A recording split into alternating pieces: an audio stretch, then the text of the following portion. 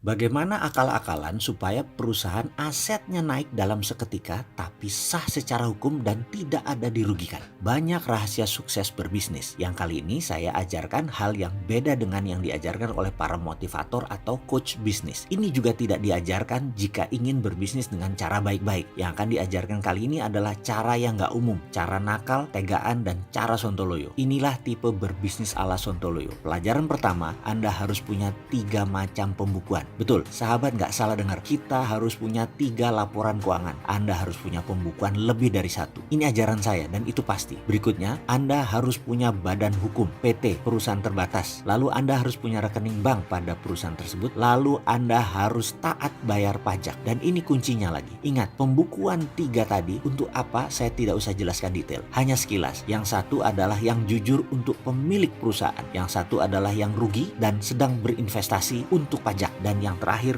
bagus untuk investor. Bagaimana mengkombinasikannya agar sah, baik di mata pajak dan negara, baik di mata investor, dan baik di mata pemilik. Disinilah video ini bertujuan. Nanti kita akan sampai di sana setelah pelajaran berikutnya tentang membuat holding. Jadi pelajarannya tentang holding dulu. Holding bisa diciptakan di awal dengan membangun anak usaha atau beberapa perusahaan bergabung menciptakan holding. Saya lebih suka yang kedua karena itu lebih mudah ngakali bank. Saya coba menjelaskan cara membuat holding. Misalnya si A memiliki usaha dengan nilai aset 100, B mempunyai usaha dengan nilai aset sama juga 100, C memiliki bidang usaha yang sama juga nilainya 100. Ketiganya sepakat membuat holding PT ABC, masing-masing menyerahkan 100 ke PT ABC. Jadi PT Holding ABC nilainya 300 sekarang. Ini adalah akuisisi 100% ke holding. Pembukuan di PT A, Anda memang sudah memiliki 100. Di pembukuan PT ABC, si A juga memiliki 100 atas aset tersebut. Betul, begitu melihatnya ya. Jadi di pembukuan yang berbeda tadi, A asetnya kalau dijumlahkan menjadi 200. Dari PT A 100, dari PT ABC 100. Walaupun aset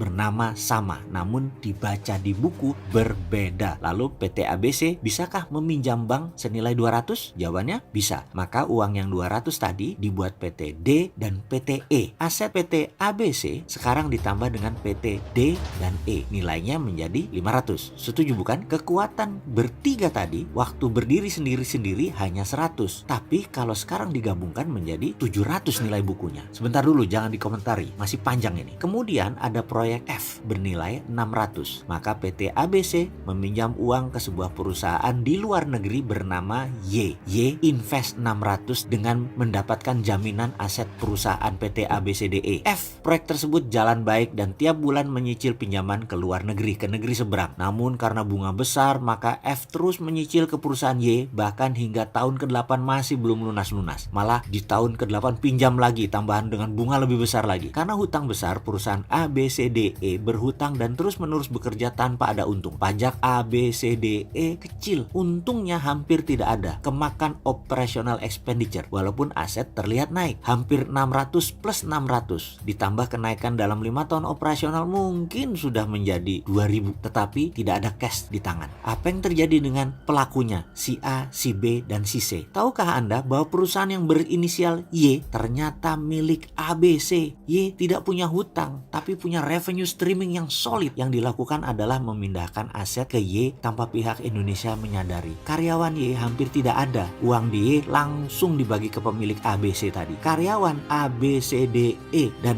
F semua hidup biasa saja yang di Indonesia itu. Perusahaannya pas-pasan aja. Negara ya dapatnya sedikit lah dari pajak. ABC si individu melakukan transfer pembukuan. ABC hidup sangat layak dan kaya raya. Asetnya ada di ABCDE plus F plus Y. Ya begitulah sisi kecil apa yang seorang Sontoloyo lakukan selama 25 tahun berbisnis. Masih belum ada apa-apanya dibanding yang lain dan masih banyak lagi jurus yang disembunyikan. Kalau sudah berani begini dibuka tujuannya satu, artinya Sontoloyo tidak main kayak beginian lagi. Anggap saja ini sebagai magic reveal, membuka tabir teknik sulap agar pesulap menciptakan ilmu baru lagi. Dan kasihan bagi pesulap junior menjadi garing karena ketahuan semua triknya. Begitu juga dunia bisnis akal-akalan. Kita sudah punya trik baru. Maaf ya.